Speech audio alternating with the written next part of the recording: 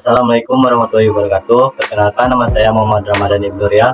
Saya dari kelas 11 Kesehatan 1. Saya di sini akan mempresentasikan tentang pernapasan pada manusia.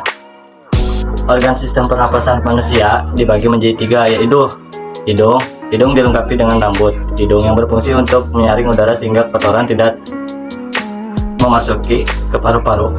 Hidung memiliki kelenjar lendir yang berfungsi mengatur kelembaban udara. Oleh sebab itu, sebaiknya bernapas melalui hidung, bukan lewat mulut.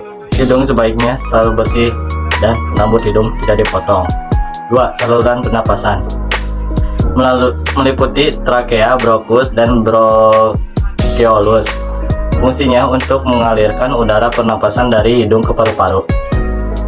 Di ujung frontal trakea terdapat tekak yang berfungsi membuka dan menutup saluran pernapasan.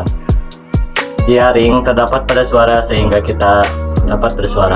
Saluran pernapasan tersusun dari cincin tulang rawan sehingga saluran pernapasan akan selalu terbuka. Dalam saluran juga ada yang sangat peka terhadap benda asing yang memasukinya. Biasanya kita akan batuk, tersedak, dan bersin jika benda asing memasuki saluran pernapasan. 3. Paru-paru. Paru-paru terbagi menjadi 2 bagian, yaitu kanan yang terdiri dari 3 lobus dan kiri 2 lobus. Paru-paru dilindungi selaput pembungkus yang disebut pleura. Memiliki gelembung-gelembung kecil seperti bola yang terdapat alveolus. Alveolus merupakan tempat pertukaran oksigen dan karbondioksida. Paru-paru mengeluarkan karbon dioksida agar tidak meracuni sel-sel tubuh. Setiap menit paru-paru terdapat menyerap sekitar 250 mili oksigen dan mengeluarkan sebanyak 200 mili karbon dioksida. Mekanisme pernapasan. Secara normal, pernapasan merupakan kerjasama antara tulang dada dan otot beserta otot perut. Bernapas terdiri dari 2 fase. Inspirasi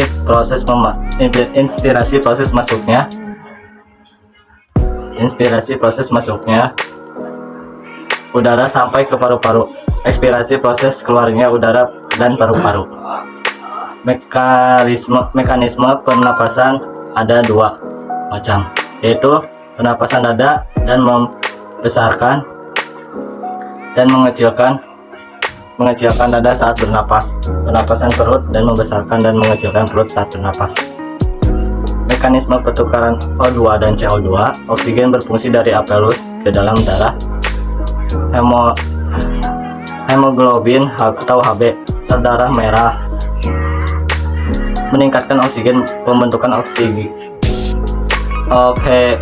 hemoglobin atau oksigen diedarkan oleh darah ke seluruh jaringan dan sel tubuh. Dalam sel tubuh darah melepaskan oksigen. Reaksi adalah reaksi antara zat makan dan oksigen yang menghasilkan energi, karbon dioksida, dan uap air. Mekanisme pertukaran O2 dan CO2. Difusi oksigen dari udara dalam alveolus ke kapiler darah dan karbon oksida berdiskusi dari darah ke udara.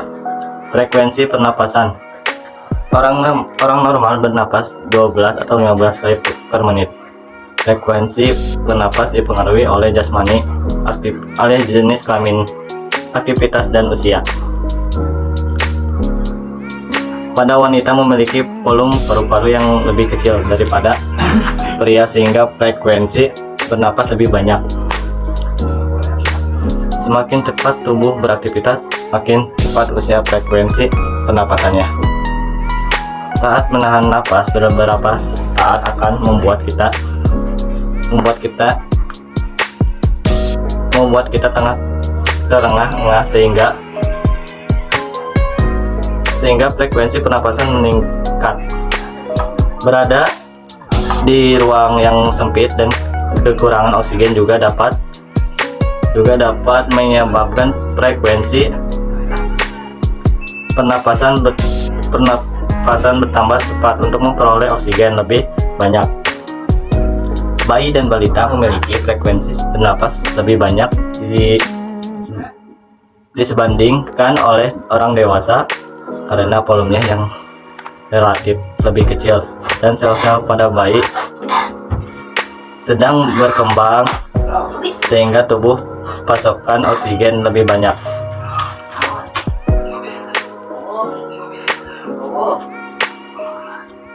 Kelainan dan penyakit sistem pernapasan dibagi menjadi 3, yaitu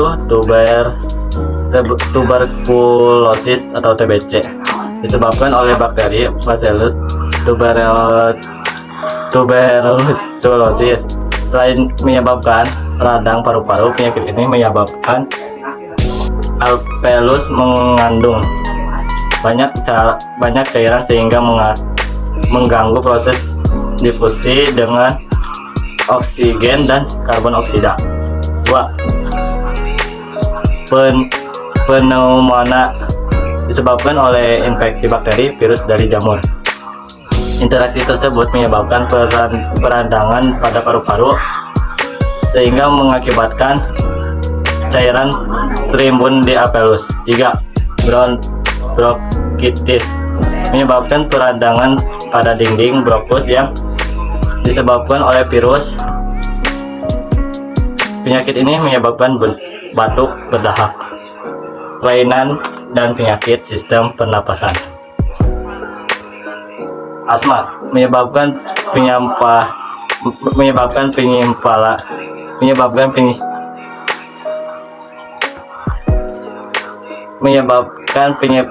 penyempitan saluran pernapasan. Penyakit ini terdapat disebabkan oleh alergi. Emfisema menyebabkan alveolus penuh dengan cairan sehingga menghambat proses difusi oksigen dan karbon dioksigen. Kanker paru-paru menyebabkan sel-sel paru-paru tumbuh tidak terkendali dan tidak berfungsi sebagaimana mestinya. Jaringan kanker akan mendesak alveolus sehingga tidak berfungsi lagi. Perokok memiliki kemungkinan terkena kanker paru-paru jauh lebih tinggi dibanding bukan perokok. Pernapasan buatan atau CPR sangat penting. CPR cardiopulmonary resuscitation sangat penting untuk menolong orang-orang berhenti bernapas akibat kecelakaan, misalnya tenggelam atau pingsan.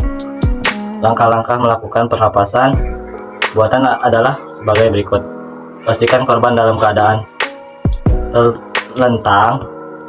Letakkan satu telapak tangan di atas dada bagian tengah tangannya, kemudian letakkan telapak tangan kedua di atas tangan. Pertama, posisi sikut harus lurus dan bahu berada di atas lengan. Pernapasan buatan. Tekan dada dalam 5 menit sebanyak 30 kali dengan kecepatan 1-2 tekanan per sekon. Saat menekan, gunakan tubuh bagian atas kamu, tidak hanya kekuatan lengan. Kemudian periksa apakah sudah terlihat tanda-tanda korban bernapas atau bergerak. Jika belum, melanjutkan proses ini hingga tenaga medis datang dengan kecepatan 100 tekanan per menit.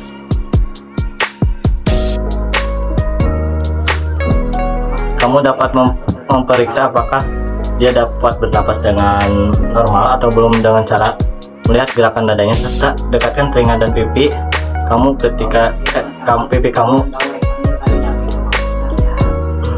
kamu ke hidung dan mulutnya. Jika belum dapat bernapas dengan normal, karena pernapasan buatan dengan metode mulut ke mulut.